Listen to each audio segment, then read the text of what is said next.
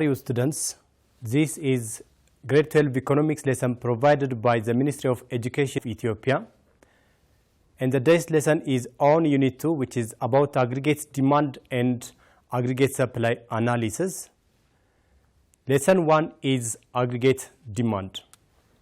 At the end of this lesson, you will be able to define concept of aggregate demand and describe the basic determinants of aggregate demand, distinguish the difference between a change in the quantity demanded and a change in demand. Before we are going to see aggregate demand, let's say something about the concepts of supply and demand. We use the words demand and supply in our day-to-day life.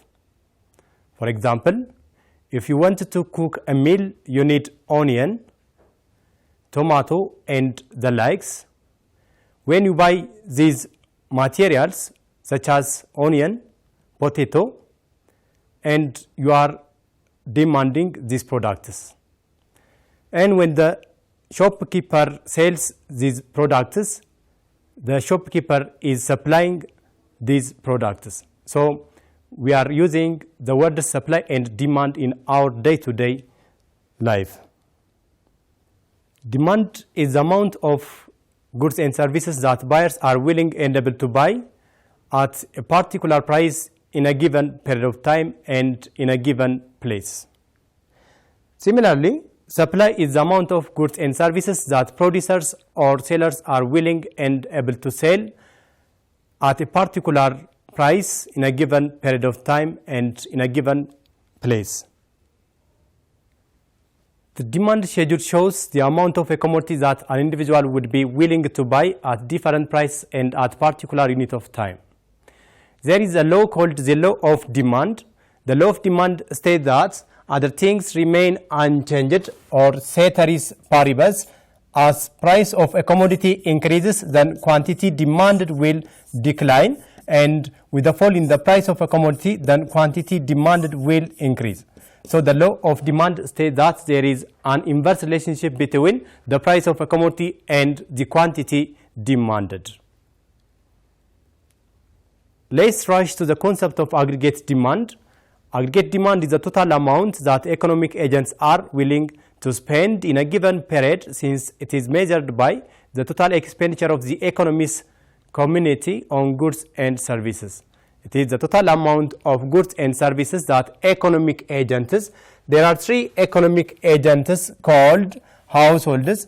Households are the one who live in one roof and make a joint financial decision. And the other economic agents or decision-making units are firms. Firms are enterprises which are engaged in production, in producing goods and services or offering services. And the third economic agent or decision-making unit is government, which is a legal entity which has a power to control households, the action of households and firms.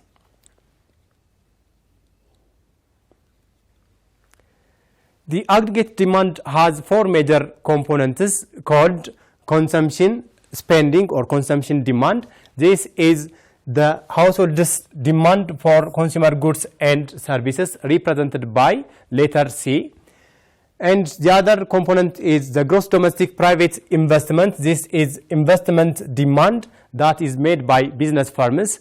And the third one is government spending or government demand. This is an expenditure made by the local, regional, and the federal governments. And finally, the fourth component of aggregate demand is net export, which is the difference between the values of export and the values of import. Let's see the major components one by one in detail.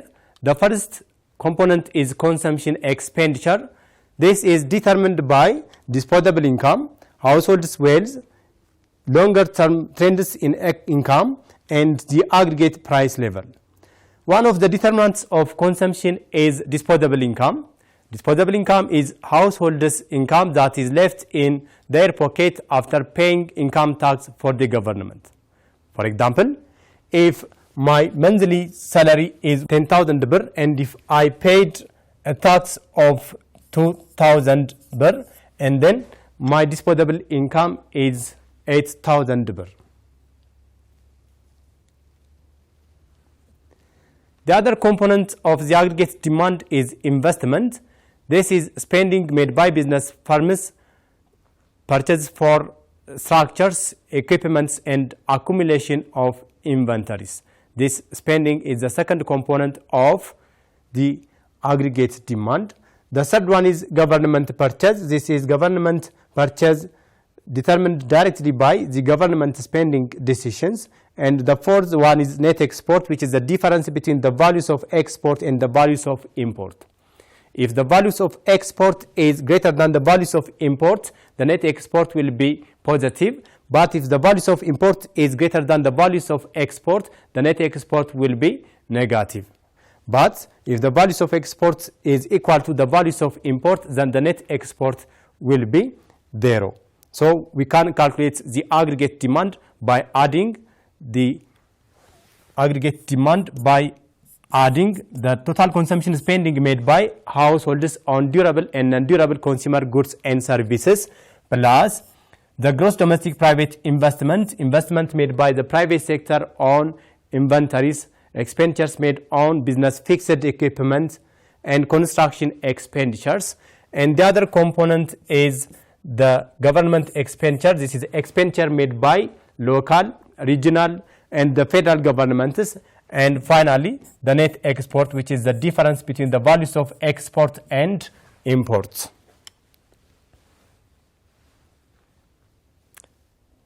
The aggregate demand curve is a curve that shows the amount of real output that buyers collectively desire to purchase at each price level ceteris paribus. While we are going to plot the aggregate demand curve, just we have to represent the values of the general price level in the y-axis and the real GDP quantity demanded in the x-axis to plot the aggregate demand curve. The aggregate demand curve is a graphical representation of the demand schedule on a curve, and when we see the relationship between the general price level and the real GDP, there is an inverse relationship between the general price level of goods and services and the real GDP quantity demanded. So the aggregate demand curve is negatively sloped or downward sloping curve due to the inverse relationship between the general price level and the real GDP quantity demanded. Here is the aggregate demand curve. When the price increases from P0 to P1, then the real GDP quantity demanded will decline from Q0 to Q1. When the price falls from P1 to P0, then the real GDP quantity demand will increase from Q1 to Q0. So due to this inverse relationship between the general price level and the real GDP quantity demanded, then the slope of the aggregate demand curve is negative, or it is a downward sloping demand curve. Why the aggregate demand curve slopes downward? There are three reasons behind the downward sloping or the negative relationship between aggregate quantity demanded and the general price level.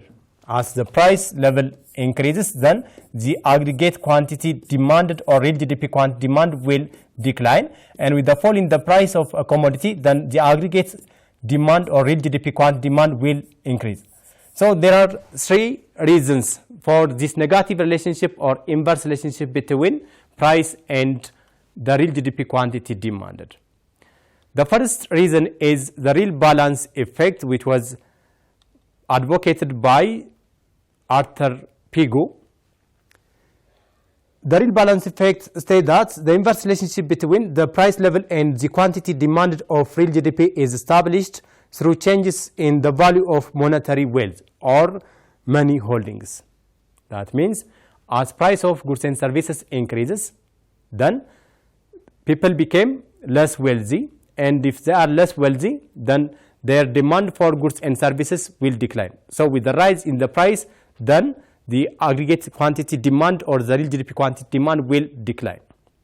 Conversely, if there's a fall in the price of goods and services, then people will be more wealthier, and when they are more wealthier, their demand for goods and services will increase. Hence, with the fall in the price of a commodity, the aggregate quantity demanded or the real GDP quantity demanded will increase. This effect is called the real balance effect.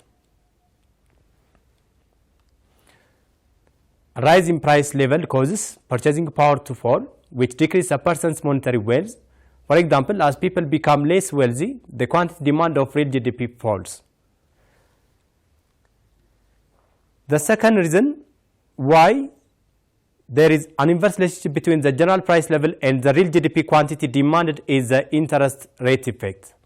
The interest rate effect was advocated by the John Maynard Keynes, who was the founder of the Keynesian School of Thought in economics. So it states that the inverse relationship between the price level and the quantity demand of real GDP is established through changes in household and business spending that is sensitive to changes in interest rates. For example, a higher price increases the demand for money,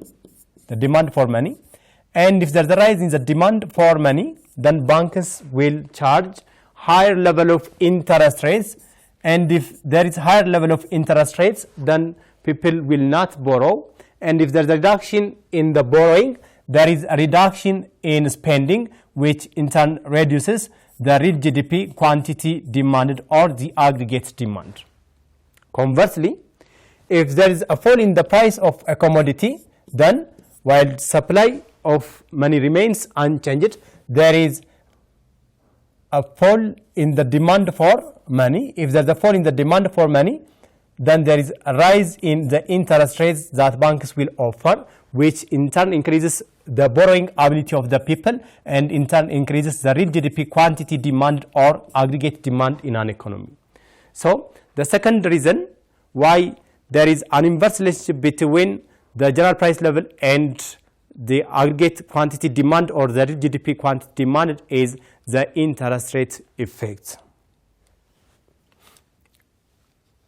The third reason why there is an inverse relationship between the general price level and the real GDP quantity demanded is the international trade effect, also called the exchange rate effect, which was advocated by the Mendel-Fleming model. It states that the inverse relationship between the price level and the quantity demand of real GDP is established through foreign sector spending. For example, as the price level in Ethiopia rises, then Ethiopian goods become relatively more expensive. That means foreigners will not buy more of Ethiopian commodities. Hence, our exports will decline, but our imports will increase. Then the total aggregate demanded for domestically produced commodities will decline. So the real GDP quantity demand or the aggregate demand will decline.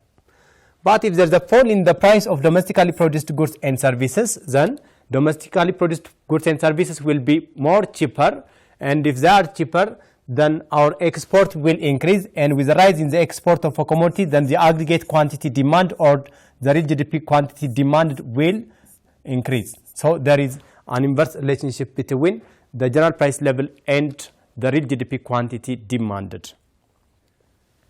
Let's rush to another concept called the change in quantity demanded versus change in aggregate demand.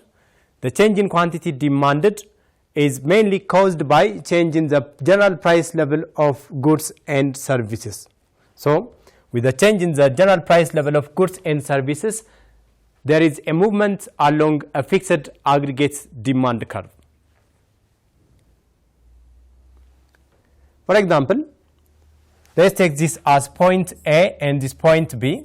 As the price increases from P0 to P1, then the quantity demanded reduces from Q0 to Q1. It's a movement from point A to point B. But when the price falls from P1 to P0, then the real GDP quantity demanded will increase from Q1 to Q0. Others are a movement from point B to point A. So with the change in the general price level, there is a movement along a fixed aggregate demand curve. Another important point, with the change in the general price level, there is no shift in the aggregate demand curve. Second, change in aggregate demand is caused by change in other factors other than the general price level of goods and services. These factors other than general price level of goods and services will shift the aggregate demand curve either to the left or to the right from its original position. Here, those factors that increase aggregate demand will shift the aggregate demand curve to the right, and those factors that reduces aggregate demand will shift the aggregate demand curve to the left. Now let's see the factors that shifts the aggregate demand curve either to the left or to the right one by one.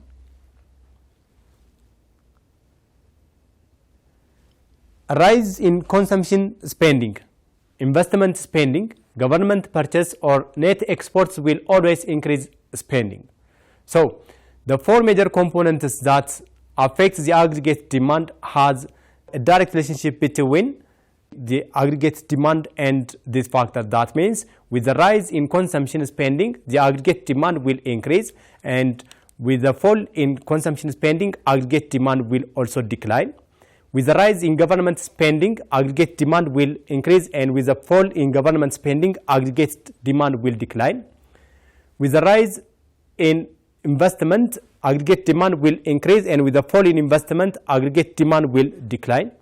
And finally, with the rise in the net exports, the aggregate demand will increase, but with a fall in net export, aggregate demand will decline. Let's see consumption and aggregate demand. Consumption is directly related with aggregate demand. That means as the level of consumption spending increases in an economy, then aggregate demand will increase, and with the fall in consumption spending, then aggregate demand will decline. So there is a direct relationship between the changes in the direction of consumption spending and aggregate demand. Let's see the factors that affect consumption in an economy. First, wealth. As people become more wealthier, then the total consumption spending in an economy increases and the aggregate demand will also increase. But with the fall in the level of wealth, when people become less wealthier, then the total consumption in an economy will decline and the aggregate demand curve will also decline. So there is a direct relationship between the changes in the direction of wealth and aggregate demand. Interest rate is another determinant. If banks offer higher interest rates, then the level of saving in an economy will increase, and if there's a rise in saving, then total consumption spending will decline, which in turn reduces the aggregate demand. And with the fall in interest rates that is offered by banks, then the level of saving will decline, and if there's a fall in the saving, then the total consumption spending will increase, which in turn increases the aggregate demand. Income tax is another determinant. If government imposes higher income tax, then the people disposable income or YD will decline. If there's a fall in disposable income, the total consumption spending will also decline. But if government imposes less tax on individuals' income, disposable income will increase. But if there's a rise in disposable income, the total consumption spending will increase and the aggregate demand curve will also increase. Future price expectation is another determinant. If households expect higher prices in the near future, and they will buy more of a commodity at now, hence the total consumption spending will increase and the aggregate demand will also increase. But if people expect lower price in the near future, then the total consumption spending will decline and the aggregate demand will also decline. So there is a direct relationship between the changes in the direction of future price expectation and total consumption spending in an economy. Similarly, Future income expectation has a direct relationship between consumption spending and future income expectations. That means as people expect higher income in the near future, then the total consumption spending will increase and the aggregate demand curve will also shift to the right or it increases. But with the fall in future income expectation, or simply if people expect lower income in the near future, then the total consumption spending will decline and reduction in total consumption spending will reduce the aggregate demand. And in turn, it shifts the aggregate demand curve to the left.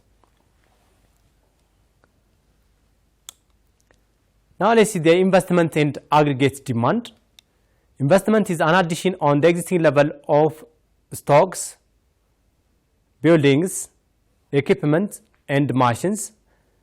Investment is directly related with aggregate demand. That means with the rise in investment, the aggregate demand will also increase, and with the fall in investment, then the aggregate demand will decline. Let's see the factors that affect the level of investment in an economy. The first one is interest rates. If banks charge higher interest rates for the money they advanced for investors, then the total investment in an economy will decline, and decline in an investment will reduce the aggregate demand and shift the aggregate demand curve to the left. But if there is a fall in the interest rate that is charged by banks on investors, then the level of investment in an economy will increase, and if there is a rise in the level of investment, then the aggregate demand curve will shift to the right or it increases the aggregate demand. So there is an inverse relationship between the changes in the direction of interest rates and aggregate demand. The other factor that affects the level of investment in an economy is expectations about future sales. If investors are optimist, then the aggregate demand will increase because they expect higher return from their investment. But if they are pessimist, they will expect lower return from their investment. Hence, the aggregate demand will decline.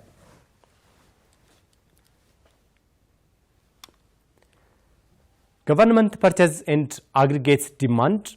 Government spending and aggregate demand are directly related. That means as the government expenditure increases, then the aggregate demand will also increase, and with the falling government spending, aggregate demand will decline. So there is direct relationship between government spending and aggregate demand.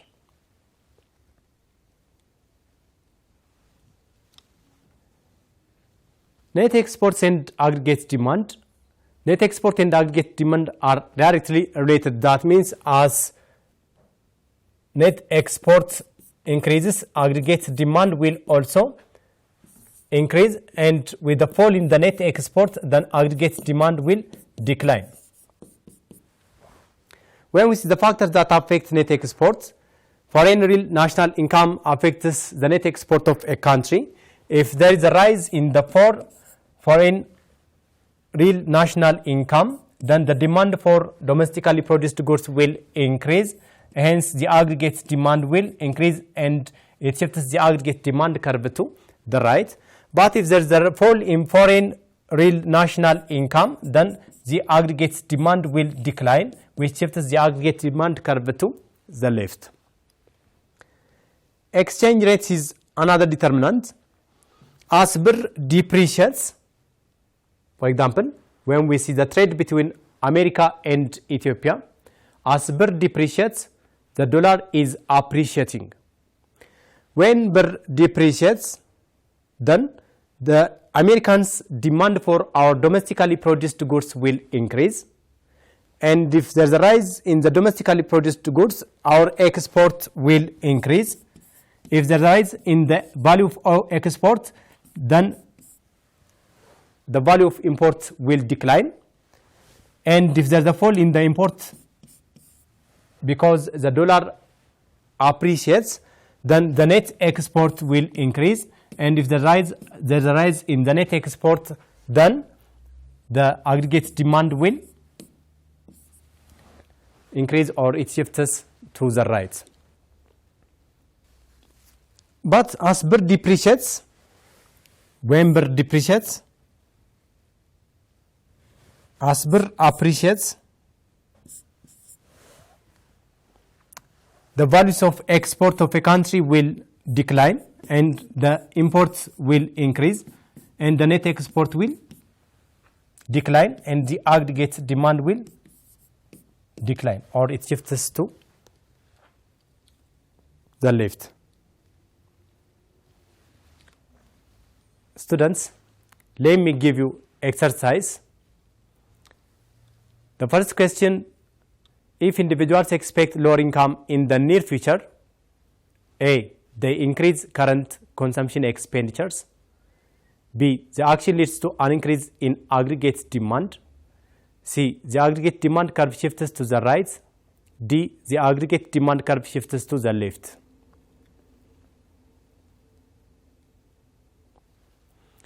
The second question is: a decrease in aggregate demand, A, raises the unemployment rates. B, raises real GDP. C, raises the aggregate level of prices. D, reduces the unemployment rate.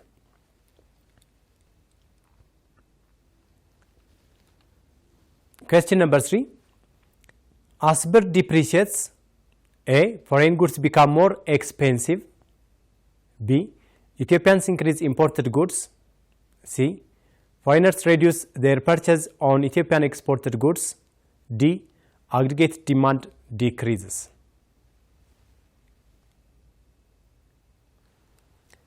The fourth question is: as the real wage rises, A, the quantity supplied of labor rises.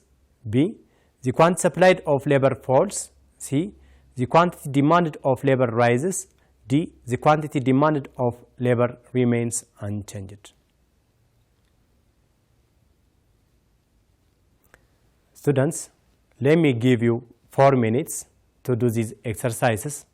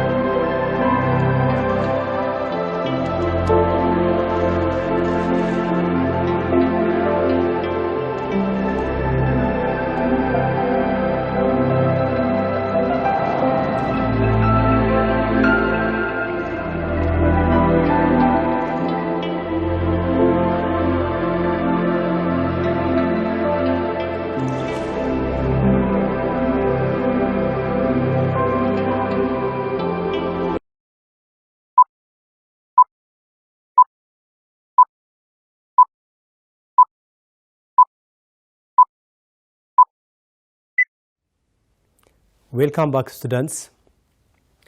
Let's do the questions together. The first question is, if individuals expect lower income in the near future, A, they increase current consumption expenditure is not the answer, because there is direct relationship between future income expectation and consumption spending. So, with lower income in the near future expected to get, then the consumption spending will decline. So, A is not the answer. B, the action leads to an increase in aggregate demand. With lower future income expectation, consumption spending will decline and the aggregate demand will decline. So, B is not the answer. C, the aggregate demand curve shifts to the right. If there is lower future income expectation, then the aggregate demand curve will shift to the left, not the right. So, the answer is D. The AD curve shifts to the left. The second question is, a decrease in aggregate demand, A, raises the unemployment rate. If there is deficiency in aggregate demand or decline in aggregate demand, then the economy is in a recession or depression. This recession or depression leads to high level of unemployment rate. So, the answer is A. When we see the other distractors, B, it raises real GDP. With a deficiency in aggregate demand or decline in aggregate demand, the real GDP will decline. It will not increase. C, it raises the aggregate level of prices. No. If there is deficiency in aggregate demand, there is a downward pressure on prices of goods and services. So, C is not the answer. D, reduces the unemployment rates. With deficiency in aggregate demand, the unemployment rate will increase. So, D is not the answer. Question number 3. As birr depreciates, foreign goods become more expensive. This is right. When birr depreciates, dollar is appreciating. So, foreign goods will be more expensive and the values of import will decline, while domestically produced goods will be more cheaper and the export will increase. Hence, foreign goods become more expensive is the answer. When we see B, Ethiopians increase imported goods. Due to depreciation, foreign goods will be more expensive, hence Ethiopians will not buy more of foreign goods. So, B is not the answer. C, foreigners reduce their purchases on Ethiopian exported goods. No, if there is depreciation, domestically produced goods will be more cheaper, hence our export will increase. So, C is not the answer. D, aggregate demand decreases. If birr depreciates, the values of export will increase while the values of import will decline. Hence, the aggregate demand will increase, not decrease. So, D is not the answer. Question number 4. As the real wage rises, the real wage is mathematically calculated as the nominal wage divided by the price level. So, if there is a rise in the price level, then the real wage will decline, and with a fall in the price level, then the real wage will increase.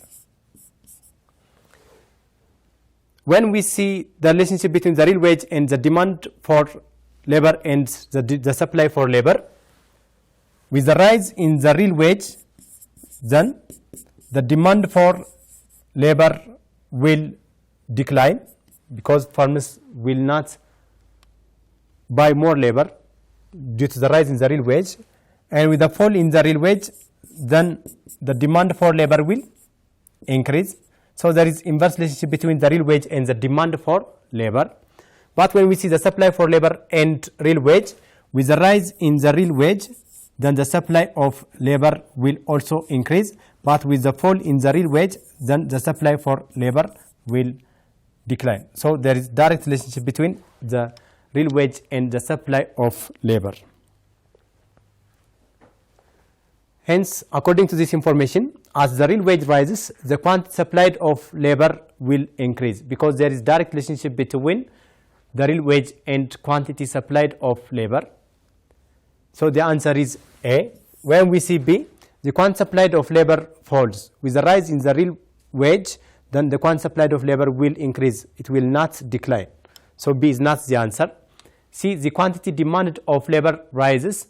As the real wage rises, the quantity demand for labor will decline. It will not increase. Hence, C is not the answer.